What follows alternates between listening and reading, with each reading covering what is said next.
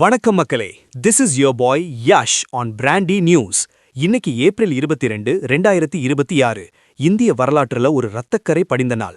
அதே சமயம் நம்ம ராணுவத்தோட வீரத்தை உலகத்துக்கே பறைசாற்றின நாள். ஒரு வருஷத்துக்கு முன்னாடி ஜம்மு காஷ்மீரோட பகல்காம்ல லஷ்கர் தொய்பா தீவிரவாதிகள் செஞ்ச அந்த அராஜகத்துக்கு இந்தியா கொடுத்த பதிலடி இன்னும் உலக நாடுகளோட காதுல ஒளிச்சிட்டே இருக்கு. நிதானமா ஆனா ஷார்ப்பா இந்த ஆபரேஷன் சிந்தூர் சரித்திரத்தை தட்டி தூக்கலாம். ஒரு விசில போட்டு இந்த ஹை வோல்டேஜ் நியூஸை இப்பவே கவனிங்க. Let's role. பகல்காம் துயரம் ஏப்ரல் 22, 2025 காஷ்மீரோட பைசரன் பள்ளத்தாக்குல சுற்றுலா பயணிகள் இயற்கையை ரசிச்சிட்டு இருந்தப்போ பாகிஸ்தானைச் சேர்ந்த லஷ்கர் தீவிரவாதிகள் புகுந்து கண்மூடித்தனமா சுட்டாங்க. இதுல 26 அப்பாவி மக்கள் கொல்லப்பட்டாங்க. 2008 மும்பை தாக்குதலுக்கு அப்புறம் நடந்த மிக மோசமான அட்டூழியம் இது பாஸ். இந்தியாவின் அதிரடி முடிவு. தாக்குதல் நடந்த மறுநாளே இந்தியா ஒரு அதிரடி மூவ் செஞ்சது. பாகிஸ்தான் கூட இருந்த சிந்து நதிநீர் ஒப்பந்தத்தை தற்காலிகமா நிறுத்தி வச்சதோட எல்லைகளையும் முழுசா மூடிட்டாங்க.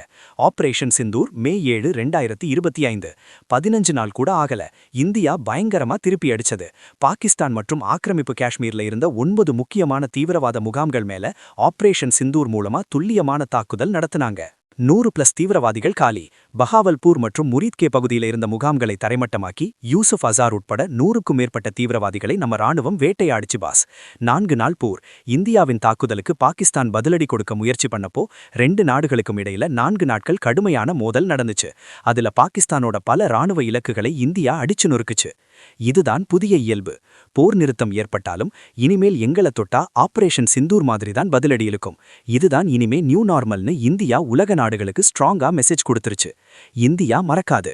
இன்னைக்கு இந்த 1ஆம் ஆண்டு நினைவேந்தலையொட்டி இந்திய ராணுவம் ஒரு போஸ்ட் போட்டிருக்காங்க. India does not ஃபொர்கெட். மனிதாபிமானத்தோட எல்லையை தாண்டினா இந்தியாவோட பதிலடி இப்படிதான் இருக்கும்னு மீண்டும் எச்சரிச்சிருக்காங்க பாஸ். பகல்காம் தாக்குதலையும் இந்தியாவின் பதிலடியையும் பார்க்கும்போது எனக்கு அந்த ஒரு மாஸ் பஞ்ச் தான் ஞாபகம் வருது. நம்பிக்கை துரோகம் பண்றவன் வாழலாம், ஆனா நம்ம நாட்டு மேல கை வைக்கிறவன் ஒரு நாளும் மிஞ்ச முடியாது. அமைதியை விரும்புற நாடுதான் இந்தியா, ஆனா அராஜகத்தை பார்த்தா அது அவதாரம் எடுக்கும். பகல்காம் தியாகிகளுக்கு எங்களது வீர வணக்கம் பாஸ். பகல்காம் தாக்குதலுக்கு அப்புறம் இந்தியா எடுத்த இந்த ஆபரேஷன் சிந்தூர் முடிவை நீங்க எப்படி பாக்குறீங்க? தீவிரவாதத்துக்கு இதுதான் சரியான பதிலடியா? உங்க கமெண்ட்ஸை கீழே தட்டி விடுங்க. தேசம் மற்றும் ராணுவ செய்திகளோட அனல் பறக்கும் அப்டேட்களுக்கு பிராண்டி செய்திகள். உண்மையை லவுடா சொல்வோம், குவிக்கா சொல்வோம். This is Yash signing off.